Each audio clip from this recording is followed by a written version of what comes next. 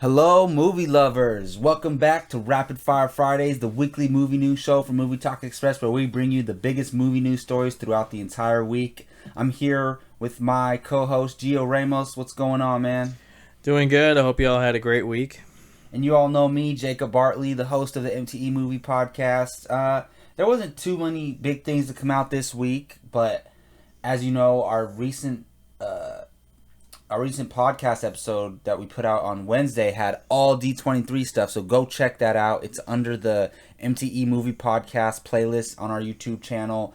Get all the updates from Marvel and Star Wars and Pixar and Walt Disney Pictures. It's a really lengthy podcast and it has a lot of information that you need. But as far as movie news subjects throughout the week that didn't have to do with D23, that's what we're going to cover today. And we got quite a few interesting topics to start with. And as usual, you know how this works. If you don't, listen up. Gio's going to run down his big news topics throughout the week that he picked out personally. And he's going to go ahead and run them down for us. So, Gio, what do we got first up today? All right, first up, we have a return to the world of Harry Potter. The Harry Potter spin-off film, Fantastic Beasts and Where to Find Them, has officially begun its principal photography.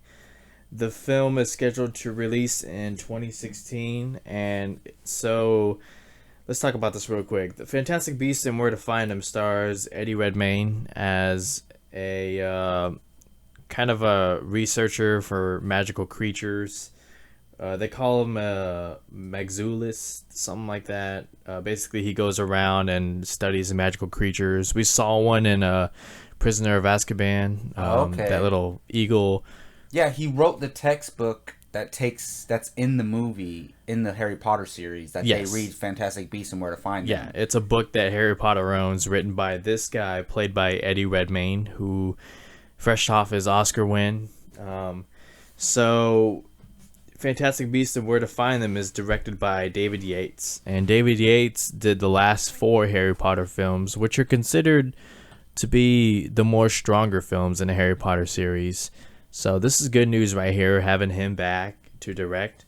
And along with the official announcement for the start of production, they've also released the official cast for Fantastic Beasts and Where to Find Them. So Eddie Redmayne will be the lead star, and also joining him will be Catherine Waterston and Alison Sudol. They're playing sisters Tina and Queenie.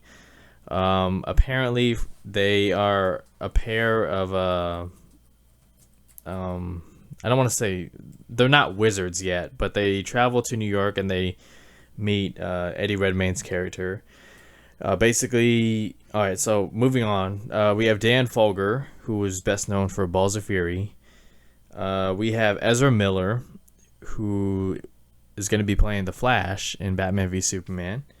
He was in Trainwreck earlier this year. Yes. Yeah, little role. We also have Samantha Morton, Jenny Murray, Faith Wood Balgrove, and Colin Farrell. So we have an official cast.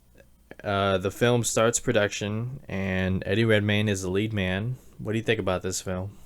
This is a buy all the way around. I really enjoyed the Harry Potter series. Like, there's not many weak films out of the... How many films did they make? 8? Or... 8. 8. That's a... How do you go make an 8-film series and there's maybe one of them you can say was a questionable film? Mm-hmm. That's crazy. So, and you bring in David Yates back, the guy who finished the series strong, to direct. And the thing with those last 4, they were more adult themed and a lot darker. So this is perfect to translate over to Fantastic Beasts and Where to Find Them. Eddie Redmayne playing Newt Scamander, that is incredible. I'm high on Eddie Redmayne. I think he definitely deserved that Oscar that he got this past year. He was the best performer, in my opinion, last year, on the male side. And I'm very looking forward to anything he does. He's a fantastic actor. Colin Farrell, I don't know the extent of his role, but I'm so happy to see he's in there. Ezra Miller, I thought he was hilarious in Trainwreck. Other than that, I'm not really familiar with him, but as far as I know, he gets a lot of praise for his dramatic chops. So I think he's a good fit. Talent is never a wrong thing to add. And I'm not familiar with any of the other actors and actresses, but I'm pretty sure, they cast it accordingly to fit in with this Harry Potter universe while bringing in a new series with the Fantastic Beasts. So this is a buy all the way around. I don't see any weak points. I'm actually really looking forward to this movie. Okay, awesome. That movie comes out November 18th, 2016. All right, what's up next, man?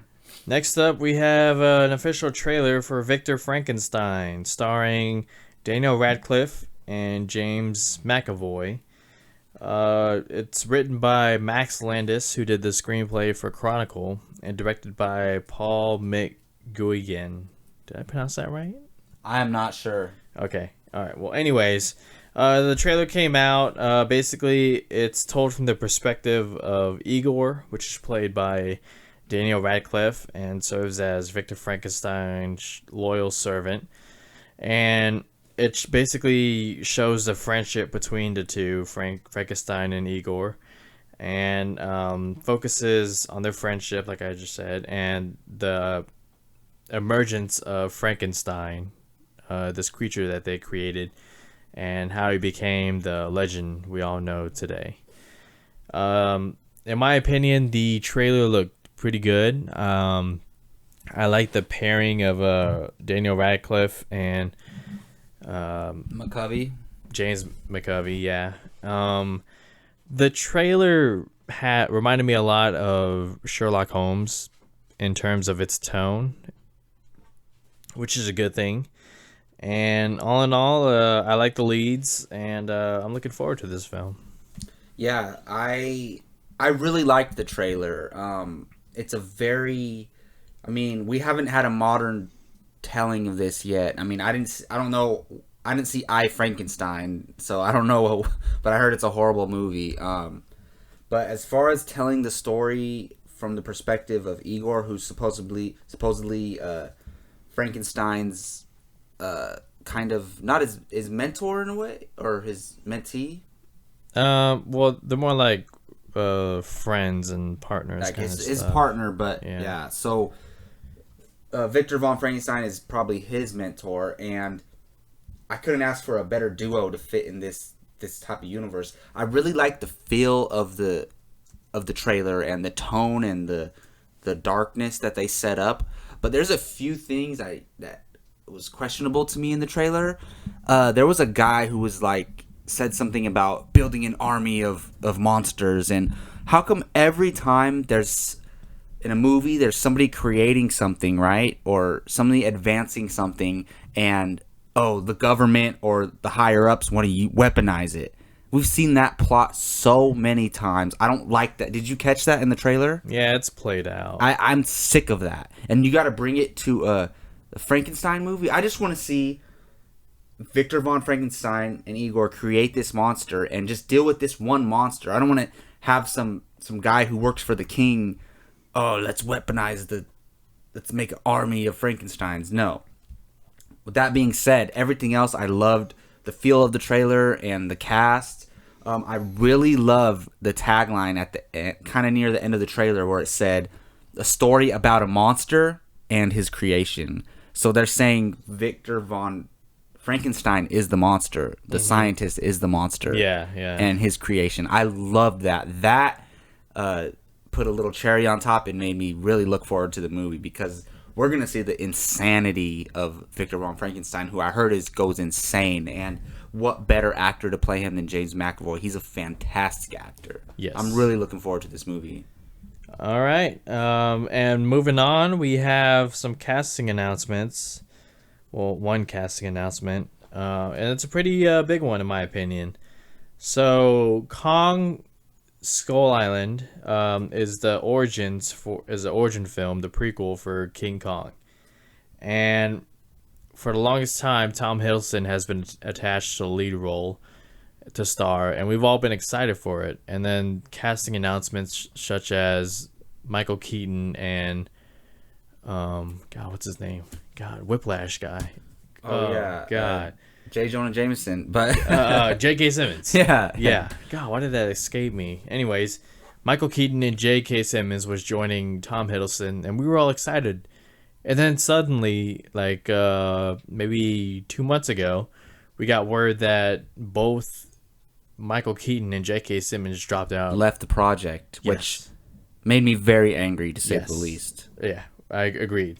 And so we weren't sure how this movie was going to proceed, losing 2 Oscar-nominated from last year. And one Oscar-winning actor. Yeah, highly talented actors. But now they're they're moving forward with the project, and they're still bringing on some, from what I think is pretty strong casting, in Toby Kebbell. So Toby Kebbell will join Tom Hiddleston in Kong Skull Island. Toby Kebbell, fresh off his not so good Fantastic Four film, but I thought he was, in my opinion, he wasn't the problem with that movie. Not at all. Right. So they'll be joined by Brie Larson from 21 Jump Street, Corey Hawkins, who played Dr. Dre in Straight Outta Compton, and Samuel L. Jackson. So with that cast and production set to start soon, what do you think of this news?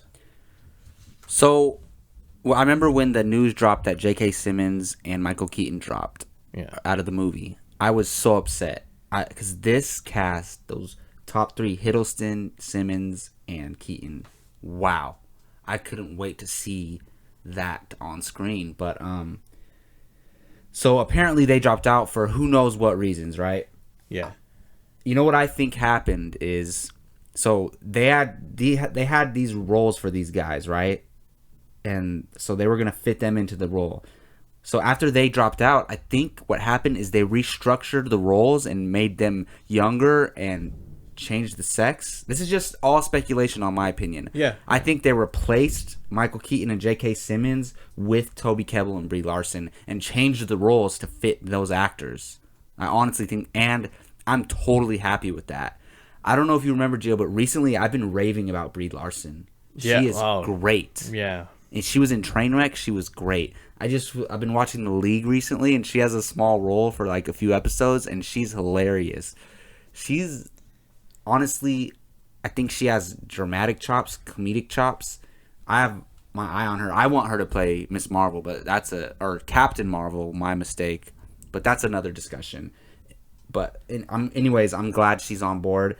Toby Kebbell, man, even in Fantastic Four, there's something about that guy that I think has something special. I think he has great talent. I could just see it in him. And, you know, we know he played Koba in the Dawn of the Planet of the Apes and Rise of the Planet of the Apes. And even though it's motion capture, he does a great job at that. And in the Fantastic Four movie, he did the best that was given to him. You know, he handled it as well as he could have. So I think this guy's an incredible actor, a great addition, especially if we're talking who's going to replace Michael Keaton and J.K. Simmons. We're talking Toby Kebbell and Brie Larson. I'm all in. Sign me up. Cannot wait. And Samuel Jackson. Was that a new announcement? Well, for me, yes. Okay, I looked it up. No, I mean Sam Jackson and everything, but hey, you can't go wrong. You can't go wrong. He was great in Kingsman, so he's one of a kind. Yeah. All right, what do we got next? Next up, we have some Batman vs. Superman news. Michael Shannon has confirmed that he will return as General Zod, only with a little bit of a change physically. So here's what General Zod himself, Michael Shannon, said in an interview with The Vulture. Basically, I was in my costume and I couldn't use my fingers because in the sequel I have flippers instead of hands. So I had these wax flippers on my fingers and I couldn't open the door. And I could hear Zack Snyder being like, "Where's Shannon? Where the fuck is he?" Sorry. And the whole crew was standing around. I was like knocking on the door with my flippers. "Let me out of here." So Michael Shannon, General Zod, describes them as flippers, but I think everyone's taking it a little too literal. I don't think they're flippers. No, he's not going to have actual flippers. I think it's for CGI. Okay. It's so they're probably green flippers that they're gonna be able to use for CGI. Is my guess. Okay. Now, some are speculating that he will in fact become Doomsday. How much do you buy into that? I think we're gonna get an incarnation of Doomsday, not the direct Doomsday from the comics. So, Okay. I think Lex Luthor, because in the trailer we see his dead corpse get unzipped in a Yes. body bag, Yes. right? So Lex Luthor got a hold of his body somehow, Yeah. and he's experimenting on him with kryptonite or There's whatever. Armor Kryptonite, yes. And obviously, Michael Shannon is playing a character that's alive at some point, because that doesn't make sense if he's just a dead body to have the flippers. So I think the new threat that arises at the end of the movie is whatever creation Jesse Eisenberg's Lex Luthor creates with Michael Shannon's body. But I don't think he's going to be conscious of knowing that he's General Zod. Right. I just think he's going to be a monster that has some of the powers of General Zod plus more, because we see, Batman getting blasted with the eyes, the eye lasers at the near the end of the trailer, and a lot of people were saying they don't think that's Superman. So that would make total sense. I think he's going to be a mixture of some of Superman's villains, but they're going to call him Doomsday, but he's going to be just a new incarnation of Doomsday. I gotta say, when I first read this, I got so excited. Like, I cannot wait for this. I hope they don't, because this can go really cheesy. If they're bringing General Zod back to life and creating a monster out of him, this can go. Think like Amazing Spider-Man 2 when Green Goblin comes out of nowhere. Yeah. Like, it can be a situation like that, but I don't think so. I think they're handling this correctly. I don't mind that. A lot of people could complain they're putting too much into this movie. Like, we'll just focus on Batman and Superman. But the movie's called. There's a reason they named it Batman v Superman: Dawn of Justice. There's gonna be a situation that brings them together. At least, Wonder Woman and Superman and Batman. And who knows? We know that Ezra Miller as the Flash is probably gonna be in it. That Cyborg's gonna be in it. Aquaman's gonna be in it. I don't know if they should do this or not, but what if they're all fighting Doomsday at the end of the movie, and they're just gonna totally surprise us? Who knows? Or maybe they're all on different parts of the world, and Doomsday's like destroying the whole world, and they all have to do stuff to protect different parts of the world. Maybe we don't see the Flash fighting with Batman, Superman, and Wonder Woman, but he's somewhere else saving lives, like getting people away from the destruction. So.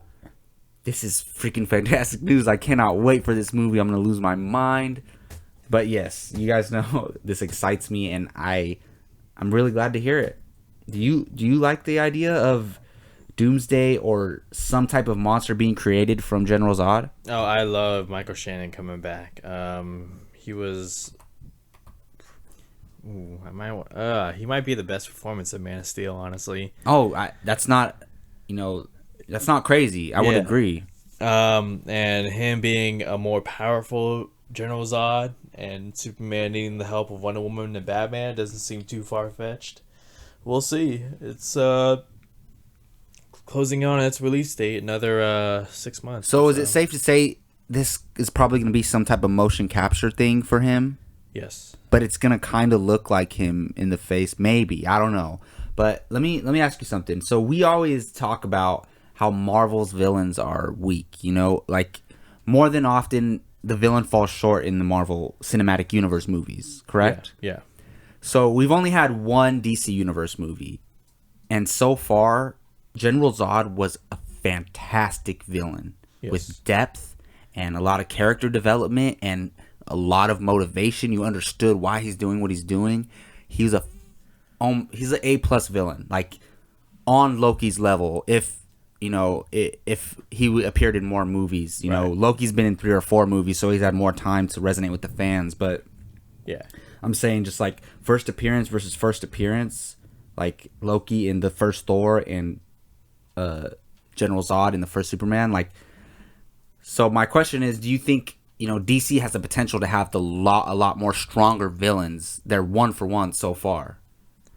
Yeah. I mean, look what they're doing with Suicide Squad. They're Yeah. introducing 8 or 9 new villains, and according to reports, they've all had confrontation with Batman at one point. So, do I think we're gonna get stronger villains in DC Universe? Probably yes. You look at Jared Leto's Joker, Harley Quinn, Deadshot, Killer Croc. Those are just Batman villains. Yeah, well, just the villains they have available is more intriguing than Marvel. But see, the Marvel Cinematic Universe villains, like that they have available, are probably not as intriguing. But if Marvel had Magneto and Doctor Doom, which are two of the best Marvel villains, then I think they could maybe challenge DC. But they don't have those characters, so they have to capitalize on Loki. They have to capitalize on maybe bringing Venom in later or the Green Goblin. Like you got to come with some strong villains. Yeah, well, now they have all of Spider-Man's villains essentially. And those are arguably some of the best Marvel villains. It's not as good, but it's equivalent to Batman's villains. A lot of people say Batman and Spider-Man have the best rogues gallery. So yeah, and I mean Marvel just needs to do more. They have Red Skull sitting on the shelf. They have had some good villains. Like obviously Loki. Yeah, I thought Red Skull was a great villain in the first Captain America. I personally like Ultron a lot, and I didn't mind Ronan from Guardians of the Galaxy. I thought he was decent, not a great villain, but decent. And we don't know what we're gonna get with Thanos yet, but it's a debate to have later on when DC has 6 movies under their belt, and we can compare villain to villain to villain. So yeah. Anyways, sorry, just it came to me while we were talking about that subject, but Getting sweaty, guys. yeah. Yep. All right, we got our last topic for the day, correct? Correct. Last topic. We have a trailer for a new zombie comedy, I'll call it. Scout's Guide to the Zombie Apocalypse.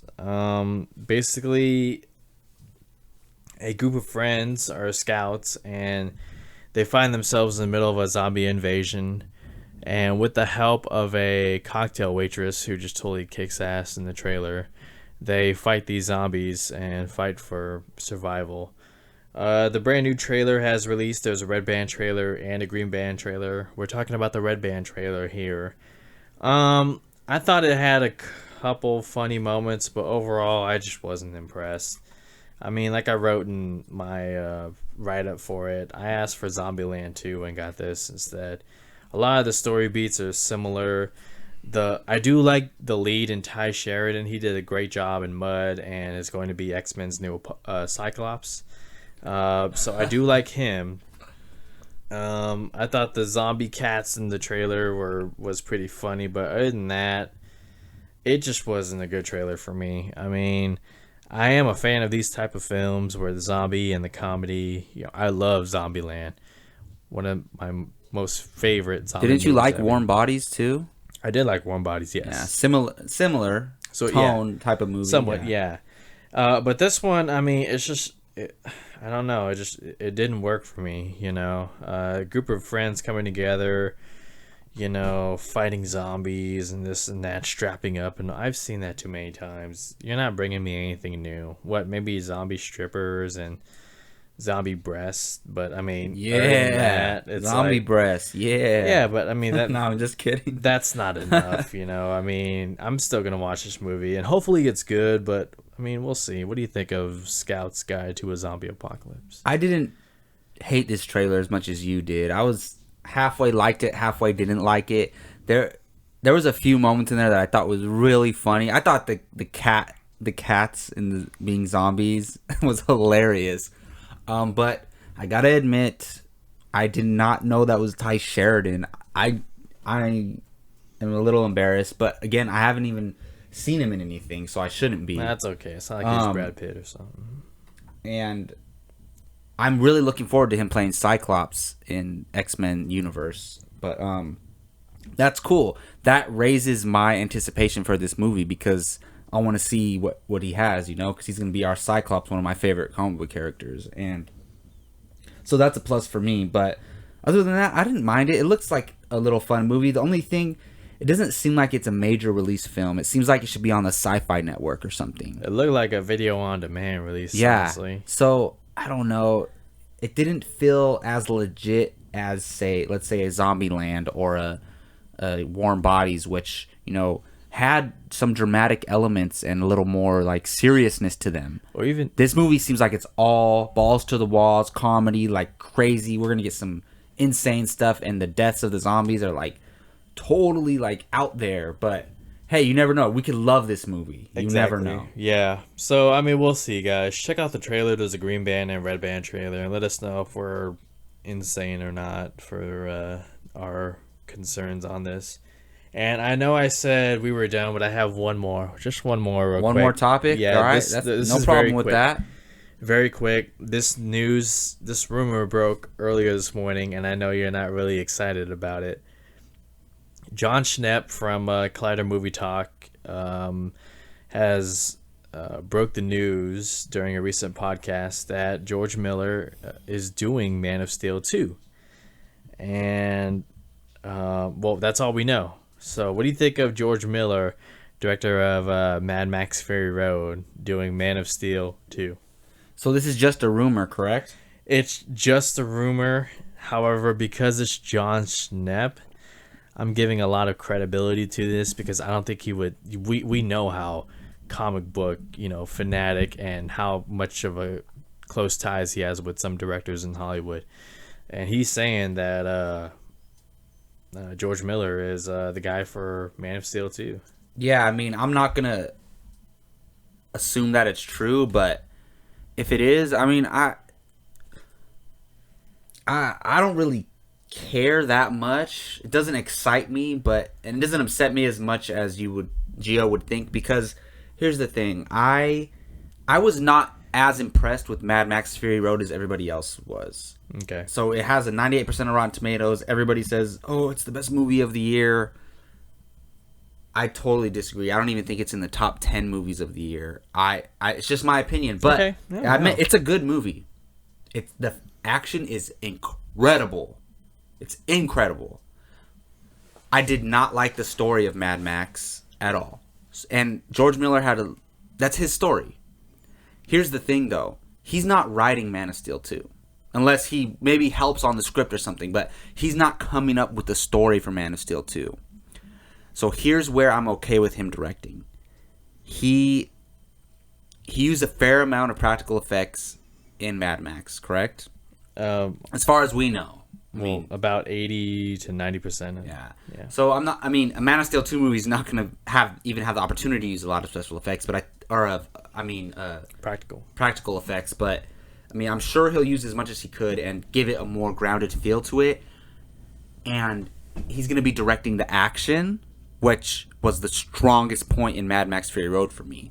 So I'm okay with that. Just I hope somebody else writes the script and tells the story, and if it's just Miller directing the script, I'm totally fine with it.